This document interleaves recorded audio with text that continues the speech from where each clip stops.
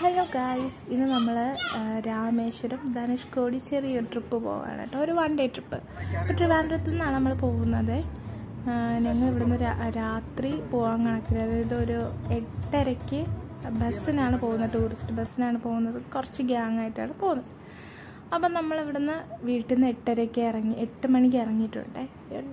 9 മണിക്കാണെന്ന് തോന്നുന്നു ബസ് വരുന്നത് എവിടെയാണെന്ന് വെച്ചാൽ നമ്മുടെ ചെമ്പഴന്തി ഗുരുകുലം, അതായത് നമ്മുടെ SN കോളേജൊക്കെ ഇല്ലേ, അതിൻ്റെ അടുത്തായിട്ട് ഗുരുകുലം, അതിൻ്റെ ഫ്രണ്ടിൽ നിന്നാണ് നമ്മളെല്ലാവരും ബസ് കയറുന്നത്.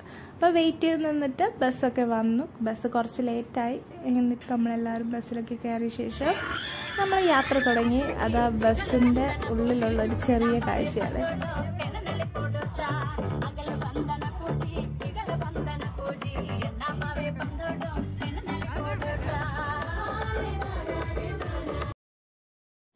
അപ്പം നമ്മുടെ ബസ്സിലെ ചാട്ടവും തുള്ളലും ഒക്കെ കഴിഞ്ഞ് നമ്മൾ ഒന്ന് ഉറങ്ങി എണീറ്റപ്പോഴത്തേക്ക് കാണുന്ന കാഴ്ചകളാണ് കേട്ടോ ഇതൊക്കെ.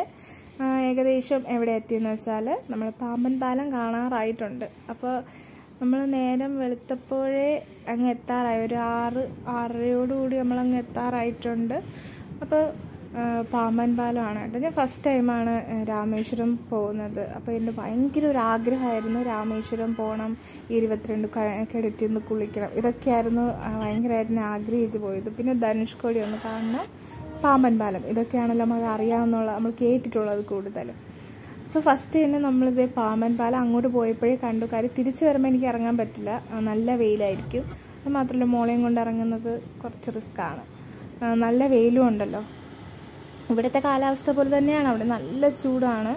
പ്രത്യേകിച്ച് നമ്മൾ പോയത് ബീച്ച് സൈഡും കൂടി ആയതുകൊണ്ട് പിന്നെ പറയണ്ട, നല്ല ചൂട്, നല്ല വെയിലായിരുന്നു കേട്ടോ. നമുക്ക് ഫോണ് കൊണ്ട് കയറാനുള്ള പാടുണ്ടായിരുന്നു. കയറുന്നതിൽ കുഴപ്പമില്ല, എനിക്ക് ഭയങ്കര തിരക്കായിരുന്നു രാമേശ്വരം ക്ഷേത്രത്തിൽ. അതായത് അത്യാവശ്യം നല്ല തിരക്കുണ്ട്, വെക്കേഷൻ ആയതുകൊണ്ടായിരിക്കാം, നല്ല തിരക്കായിരുന്നു കേട്ടോ. കുളിക്കുന്ന കിണറുകളിൽ നിന്ന് വെള്ളം എടുത്ത് കുളിക്കുന്നിടത്തൊക്കെ അങ്ങ് ഭയങ്കരമായിട്ട് നമ്മൾ തിക്കിയിട്ട് ഇറങ്ങി, എന്താ പറയുക, അങ്ങ് ആ ഒരു ഞെരുക്കം വരില്ല, അതിൽ വീഴാൻ ചാൻസ് ഉണ്ട്. അങ്ങനത്തെ കുറച്ച് റിസ്ക്. അപ്പോൾ നമുക്ക് ഫോണൊന്നും എടുക്കാൻ പറ്റിയില്ല. അത് മാത്രമല്ല നമ്മൾ ഈ കാലാവസ്ഥ ചൂടായതുകൊണ്ട് നമുക്കറിയാമല്ലോ, പുറത്തൊക്കെ പോയാൽ പിന്നെ നമ്മൾ ഇപ്പോൾ ചെറിയൊരു മഴയാണെങ്കിൽ കൂടി നമ്മൾ അഡ്ജസ്റ്റ് ചെയ്യും. പക്ഷേ ഈ വെയിൽ നമ്മളെ കൊണ്ട് ഒട്ടും പറ്റില്ല കേട്ടോ. പിന്നെ അതേ നമ്മൾ നേരെ ധനുഷ്കോടിയാണ് അതിന് ശേഷം നമ്മൾ അവിടെ നിന്ന് പോയത്. ധനുഷ്കോടി പോയ വഴിയൊക്കെ അടിപൊളിയായിരുന്നു കേട്ടോ. ഒരുപാട് ദൂരം ഉണ്ടെന്ന് തോന്നുന്നു. രാമേശ്വരത്ത് നിന്ന് നമ്മുടെ ബസ്സിലല്ല, വേറൊരു വണ്ടിയിലാണ് ധനുഷ്കോടി പോയത്. അപ്പോൾ ധനുഷ്കോടി പോയ ശേഷം നമ്മൾ അവിടെ നിന്ന് നമ്മുടെ എന്താ പറയുക, ശ്രീരാമ പാദം കാണാനായിട്ട് പോയി. രാമപാദം അവിടെ നിന്ന് കാണുന്ന വ്യൂ ആണ് കേട്ടോ അത്. അപ്പോൾ ഞാൻ ഇതിൽ വീഡിയോസ് എല്ലാം കൂടി മിക്സ് ആക്കിയാണ് ഇട്ടിരിക്കുന്നത്. ഇതിപ്പോൾ ധനുഷ്കോടിയാണ്. ധനുഷ്കോടി ഇങ്ങനെയാണ് കേട്ടോ. ഇപ്പം നല്ല ഭംഗിയാണ്, അതിൻ്റെ കടലിൻ്റെ കാഴ്ചകൾ കാണാൻ നല്ല ഭംഗിയുണ്ട്. നമ്മളെ ധനുഷ്കോടി നമ്മൾ വീഡിയോസിലൊക്കെ കാണുന്ന ഒരു എൻഡ് ഭാഗമില്ലേ, അതാണ് ശരിക്കും ഇത്. ഇവിടെയെന്ന് വെച്ചാൽ നമുക്ക് ഇവിടെ ബീച്ചിൽ കുളിക്കാനൊക്കെ പറ്റും കേട്ടോ, ഇറങ്ങാം. തിരയൊക്കെ വളരെ കുറവാണ്. ഒരു സൈഡിൽ നല്ല തിരയുണ്ട്, ഒരു സൈഡിൽ ഭയങ്കര സൈലൻ്റാണ് ബീച്ച്, കടൽ. അപ്പോൾ ഇത് ഇവിടെ ശരിക്കും ഒരുപാട് ആളുണ്ടായിരുന്നു കേട്ടോ. അപ്പം നമുക്കിവിടെ ബൈനോക്കുലർ കൂടെ എന്താ പറയുക, അവർ ഐലൻഡ് കാണിച്ചു തരുന്ന സംഗതിയാണ് അവിടെ നടക്കുന്നത്. 20 രൂപയാണ് ഒരാൾക്ക്. പിന്നെ അവിടെ നിന്ന് ഐസ്ക്രീമും അങ്ങനത്തെ സംഭവങ്ങളൊക്കെ വാങ്ങിച്ച് കഴിക്കാം.